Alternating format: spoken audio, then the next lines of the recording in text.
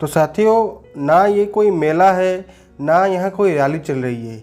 ये है anger of the people of Sri Lanka. पहले the summers of protest and अब द कोलंबो स्प्रिंग। श्रीलंका का picture is now telling the two things. Number one, there is absolute rejection of the government. The entire government, the entire people of Sri Lanka reject कर रहे हैं राजपक्षे की party को। And number two, a dangerous political unrest. कोई देश का government अगर stable नहीं होता, खास करके इस टाइप के सिचुएशन में, तो ये क्रूशियल टाइम में there is a chances of political chaos and destruction. कई सारे एनालिस्ट इसको नाम दे रहे हैं एक पॉलिटिकल क्राइसिस, कोई बोल रहे हैं एक नया रिवॉल्यूशन का। बट सबसे important point, we have to note that the state of Sri Lanka is finally bankrupt now. The effects of this are coming out in the form of mass protest. People are on the streets. लोग बाहर आके एक massive protest कर रहे हैं। Saturday को 9 जुलाई को एक ऐसा इंसिडेंट हुआ जो कि लंका के हिस्ट्री में पहली बार था। तो जो नया पीएम है रानी विक्रम सिंह बनाए गए थे couple of months back, his house was set on fire by the protester. इतना ही नहीं है दोस्तों, यहाँ की राष्ट्रपति भवन है जहाँ प्रेसिडेंट गोटाबाया राजपक्षे रहते थे, उसमें प्रोटेस्टर अंदर घुस गए और ये प्रेसिडेंट को यहाँ से भागना पड़ा। इससे अलावा कई सारे अदर वीडियोस सोशल मीडिया में हमें नज़र आए हैं जब राष्ट्रपति भवन के स्विमिंग पूल में लोग नहा रहे थे। उनके जो राष्ट्रपति का जो बेडरूम है वहाँ जाकर बैठे थे, फ़ोटोज़ क्लिक किए जा रहे थे। कई सारे वीडियोज़ हैं जहाँ IMF और श्रीलंका के बीच में कन्वर्सेशन को मॉक किया जा रहा है। मगर इस सब के चीज़ों के बीच में हमें ये याद रखना चाहिए, which tells us that a story that a country that has failed. For the time being, it has happened with Sri Lanka, but it can very much likely happen with any other country, with our India also. तो कुछ इस तरह का movement 1986 में Philippines में हुआ था, उसको बोलते हैं पीपल्स पावर रिवॉल्यूशंस। 1991 में ईस्टर्न यूरोपियन कंट्रीज़ में कुछ ऐसे ही मास प्रोटेस्ट किया जा रहा था। बट ये बात पक्की है, ये जो मास प्रोटेस्ट है ये सरकार को बदल देती है, राइट। तो पीएम रानी विक्रम सिंह जो कि कुछ ही महीने पीएम बने थे, बट ये जो नए पीएम बने थे वो ही didn't took any major steps to improvise the situation, to bring the country out of the crisis.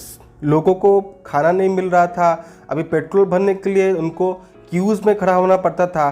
तो एक न्यूज़ आया है 13 लोगों का मृत्यु हुआ है क्यूज़ में खड़े होके due to this country's bad management.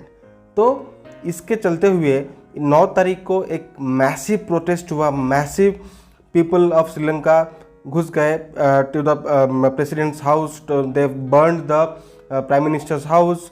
And ये जो प्रोटेस्ट हुआ है ये रानी विक्रम सिंह के रेजिग्नेशन के बाद हुआ है। मैसिव प्रोटेस्ट हुआ है by the people of Sri Lanka. तो देखने के लिए जो प्राइम मिनिस्टर विक्रम सिंह है और प्रेसिडेंट जो राजपक्षे है, दो अपोजिट पार्टी को बिलोंग करते हैं।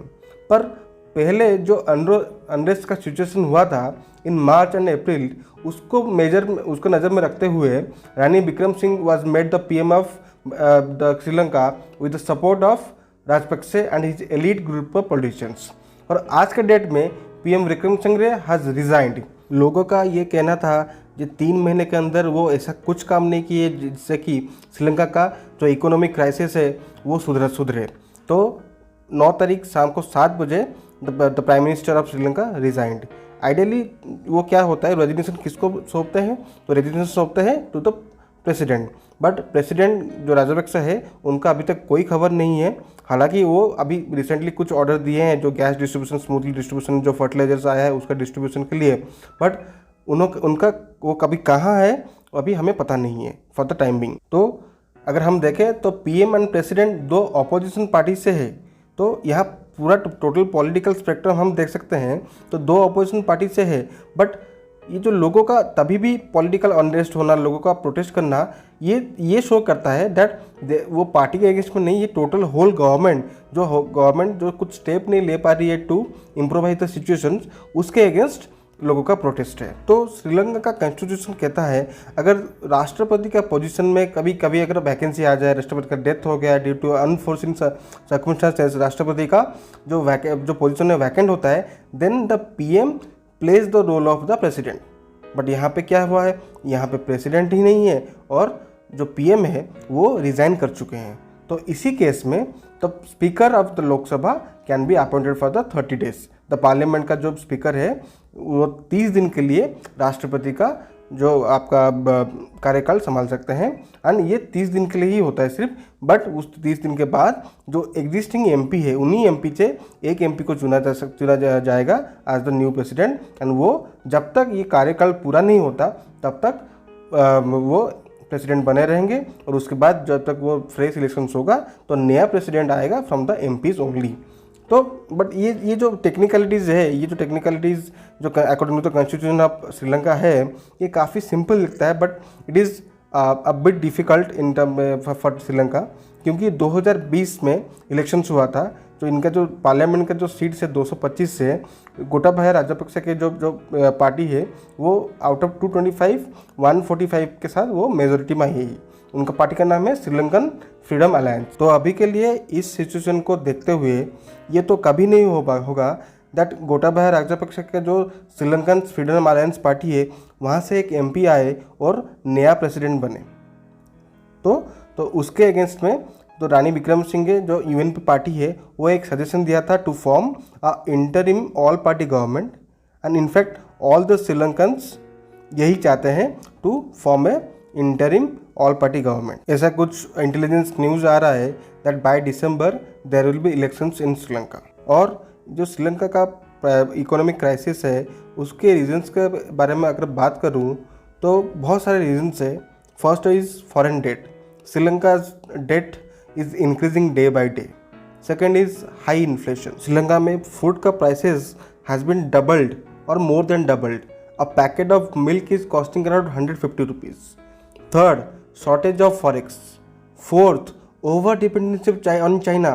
आपको सबको पता है जो श्रीलंका का जो Hambantota port is acquired by China due to the non-payment of debt. Fifth, balance of payment crisis. Sri is importing more rather than exporting. Sixth, decline in tourism due to lack of security. In past, there has been incidents that there is a security breach by in terms of bomb blast in Sri Lanka, and poor political agenda like relaxation of taxation norms. यहाँ पे आपको political जो 2020 में elections हुए थे उसमें आपको बोला गया था, जो आपका श्रीलंका का पीपल को बोला गया था there will be relaxation in tax. अगर टैक्स नहीं गवर्नमेंट वसूलेगी तो गवर्नमेंट का पास पैसा कैसे आएगा to run the country. Sri Lanka defaulted in $51 billion of external debt and has been in bail out talks with International Monetary Fund. इनके पास फॉरेन करेंसी का जो लेवल है धीरे धीरे घटता जा रहा है। Although India has come out and help the island country a lot. तो एज सुन एज पॉसिबल इस कंट्री को कुछ ना कुछ फॉरेन एड चाहिए होगा, प्लस इसका जो इकोनॉमी को रिवाइव करने के लिए it has to do some steps, some necessary and the crucial steps so that the economic growth rate could be a positive one, as IMF rescue package can take time and India has been providing a $20 billion of assistance to Sri Lanka, but everything comes at a cost. This bailout can give an advantage in the southern Asian part to India, particularly इस time में जिसमें China का हर time कोशिश रहता है to capture the Asia Pacific.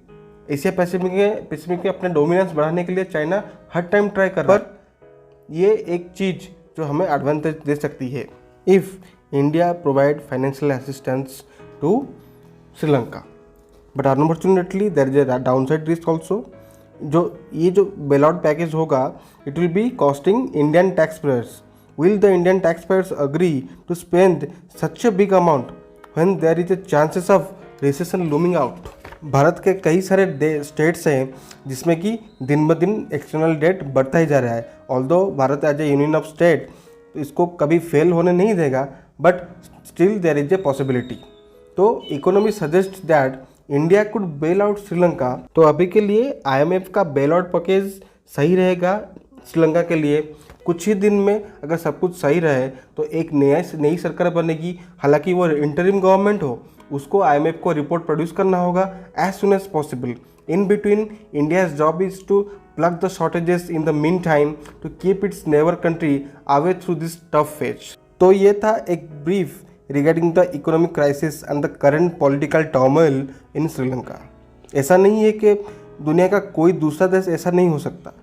Ghana, Pakistan, even if India भी इसी टाइप का सिचुएशन को फेस कर सकता है। तो दोस्तों, ये एक छोटा सा प्रयास था आपको समझाने के लिए regarding the economic crisis, regarding the political crisis of Sri Lanka.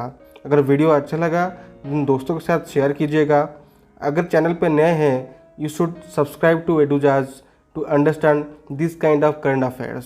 तब तक के लिए टेक केयर, बाय बाय।